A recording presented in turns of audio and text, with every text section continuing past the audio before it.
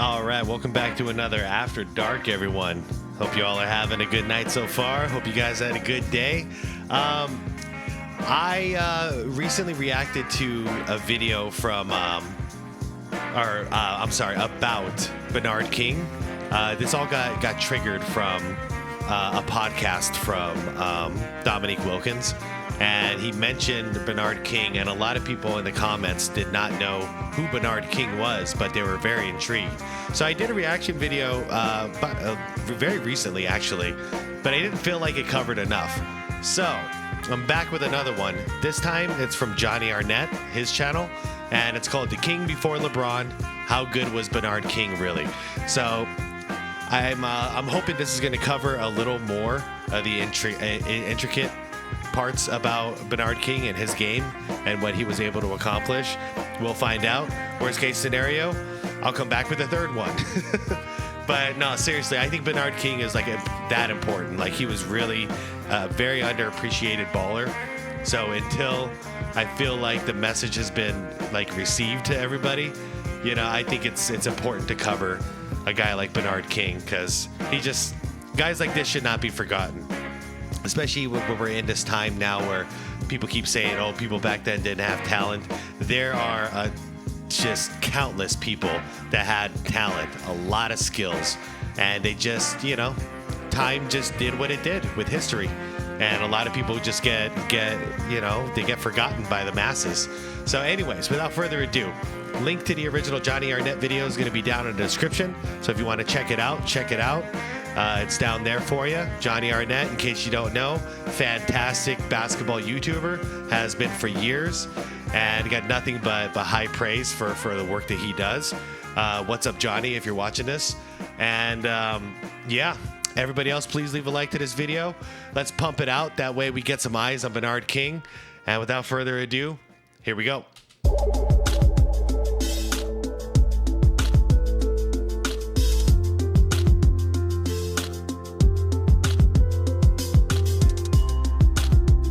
I know I always say it, but best intro ever.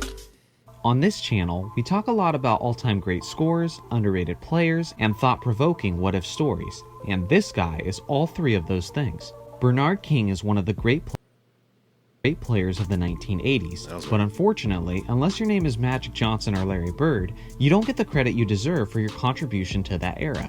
King also doesn't have the most established legacy with any one specific franchise because he actually moved around a lot. He played for 6 different teams during his career. Players this great usually aren't journeymen, but that's what can happen when your career is riddled with injuries and off-the-court issues, as Bernard King's was.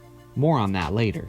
But to really get a sense of how good this man was, let's take it back to the beginning of his career. Let's do it. King was drafted 7th overall in the 1977 NBA draft by the New Jersey Nets. He was a strong 6'7" small forward who was expected to deliver offensively, and that's exactly what he did. In his rookie campaign as only a 21-year-old, he averaged 24.2 points, 9.5 rebounds, and 2.4 assists on 47.9% shooting. Good God. This was at a time where there was... Hold on.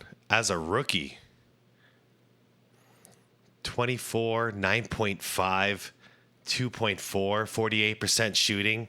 Absolutely phenomenal. And 2.4 assists on 47.9% shooting. This was at a time where there was no three-point shot, not that he really cared much for it. When it came to scoring abilities, King was known for 2 things: his skills in the mid-range game and the fact that he was a monster in transition, who's since even drawn comparisons to LeBron James and Charles Barkley. But alcohol abuse was something that King was dealing with throughout the early years of his career. He also had issues with cocaine and just smart decision-making in general. Many believe that this is why New Jersey opted to trade him to the Utah Jazz only 2 years after solid production. It looked like New Jersey had made the right call, as he had a massive drop-off in production, averaging only 9 points a game in only 19 games played with the Jazz. Oh, crap. This was just the beginning of his rollercoaster career of success and shortcomings. Instead of finishing the rest of the season with the Jazz, he instead spent that year in rehab for his alcohol addiction. One of the less talked about what-ifs of NBA history is what if King didn't have so many damn problems? He had all of the talent and the skills that a small forward could want in the early 80s, but he was also constantly dealing with different kinds of issues that would set him back from reaching his full potential. the Jazz were ready to move on and traded him to the Golden State Warriors. It was there in the Bay Area that his career would have a resurgence. Over the next 2 seasons with the Warriors, he averaged 22.5 points, 6.4 rebounds, and 3.6 assists on an absurdly efficient 57.7% from. Damn. That is absurd. 57.7% for a non-big man. The field. Although they got close, the Warriors didn't make the playoffs those 2 seasons, resulting in the Warriors trading King to the New York Knicks for This era is when I start remembering Bernard King when he was a Knick. So it sounds like he was sober during this time, because his numbers are phenomenal when he's sober. Michael Ray Richardson, who was a solid player in his own right.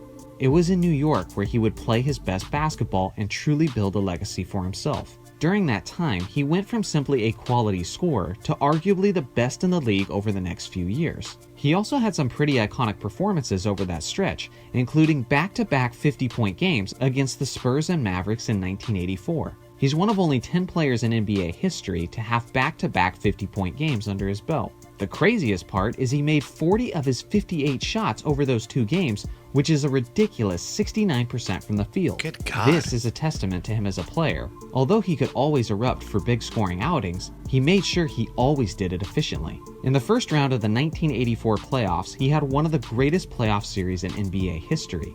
His Knicks were taking on a favored and talented Detroit Pistons team who were led by Kelly Tripucka, Isaiah Thomas, and Bill Laimbeer. And despite all of that, Bernard King still absolutely dismantled the Pistons as he averaged 42.6 points and 8 rebounds on 60% shooting for that series. Jesus Christ. Are you guys starting to get it? Like, this is how I remember him, because I as a kid trading basketball cards and stuff, opening boxes of cards, like you flip that sucker around and you look at his stats and I was just like, my God. So anytime me and my brother could catch a game of the Knicks with him playing, like we were always just watching him, just like, dude, how come no one's really talking about this guy? He torched the Pistons, scoring 40 points in 4 out of the 5 games. Damn. Despite the fact that he was tearing it up in the second round of the playoffs as well, his Knicks lost to the eventual champion Boston Celtics in 7 games. Yeah. Honestly, it's pretty shocking that King was able to keep the series that close, considering Boston was a significantly more talented team overall. For sure. The following season, which was the 1984-85 season, was the best of his career, as he led the league in scoring, averaging 32.9 points, 5.8 rebounds, and 3.7 assists on 53% shooting. Yeah. His best performance that year came on Christmas Day, where he dropped 60 points on 63% shooting on his former team, the New Jersey Nets. He's like the efficiency king. 60 points is still an NBA record for the most points ever scored on Christmas Day, which is pretty remarkable considering how Christmas games throughout history have always involved the league's best teams and the league's best players. And yet King's performance still sits on the mountaintop. Unfortunately, it was only shortly after King started making offensive history that it all came to a crashing halt. Shoot, what happened? I think he had a knee injury or something, right? Oh man, dude, the potential here. The potential. Are you guys seeing it? Like, not only is he busting it out in the regular season, killing it with great efficiency and high scoring, getting in rebounds, doing everything he can, but when it's in the playoffs, when it matters the most, his everything is rising. Like he's that guy. He's a peak time performer. That's so rare, man. All right, Johnny, what happened next? I'm gonna bet $5 it's a knee injury. He was only 28 years old, right in the prime of his career, when he suffered a terrible and career-altering injury as he tore his ACL and broke his right leg. This injury was so brutal that he missed the second half of the 1985 season, missed all of the 1986 season, and played in only the final 6 games of the 1987 season. With King now entering into his 30s and still trying to rebound from his injuries, New York was ready to move on and release their former superstar player. He signed with the Washington Bullets in 1987, and despite the fact that he was joining an underperforming franchise with no hope of title contention, he still personally had a lot to prove. King then appeared to be an alien over the next several years as he did something that no regular basketball players do, which is improving as he got later into his 30s. By the 1990-91 season, he was an all-star once again, even at the age of 34, That's as crazy. he averaged 28.4 points, 5 rebounds, and 4.6 assists on 47% shooting. All right, so his efficiency just went slightly down. Everything else is still solid. So he's fallen down twice, one to drug abuse and then one from an injury. And he keeps getting back up. Like, it's a Rocky Balboa story. Sadly, every time King seemed to be reaching his peak performance level, his body had to step in and ruin things, which happened again as knee problems caused him to miss the entire following season. Damn he knees, returned to man. the New Jersey Nets for the 1992-93 season, but by that point, he was 36 years old and just a shell of himself, as he averaged only 7 points per game for 32 games played that year before his knee problems eventually shut him down for good. Damn. Let me know in the comments section how much you think a prime Bernard King would average if he played on the Knicks in today's NBA. Oh, Thanks jeez. for watching as always. Make sure to like and subscribe for more You be NBA kidding. content, and I'll see you guys in the next video. Man, he'd be getting 40 buckets in today's game easy. I mean, he was doing it back then, so nowadays, easily. I tell you, back in the 80s and 90s, and even like in the early 2000s, we didn't know what to do with knees. Like, we didn't know how to treat this. It's kind of like the Achilles tears. They used to end a career just like that. You tear it, you're done.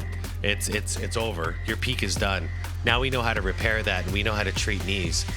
So it's sad that he didn't end up in this era, because that could have helped out a lot. You know, the medical advances that we have in today's game are amazing. And yeah, he probably could have identified a problem in his knees years before it happened, and he could have had a long, healthy career.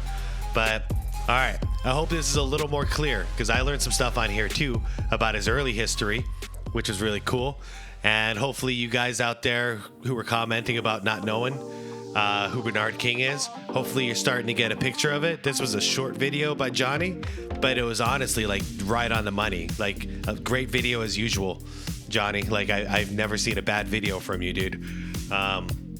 This one really got right to the point, summarized his whole career, and yeah, I can't believe that was only 7 minutes, and they covered everything. So well done, everybody. Thank you for watching. Let me know if we need more Bernard King stuff, because I'm down for it. All right, everyone. Hope you have a wonderful night. Hope you have a nice, peaceful, chill night. Say I love you to your loved ones. You know, be good to your people. All that good stuff that we stand for around here. And yeah, I thank you all very much. My subscribers, thank you so much for all the daily support. You guys are awesome. I'll see you all in the comments down below. And yeah, like the video, subscribe to the channel. You all know the drill. And thank you all so much. I'll see you all very soon, okay? Have a wonderful night. Peace out.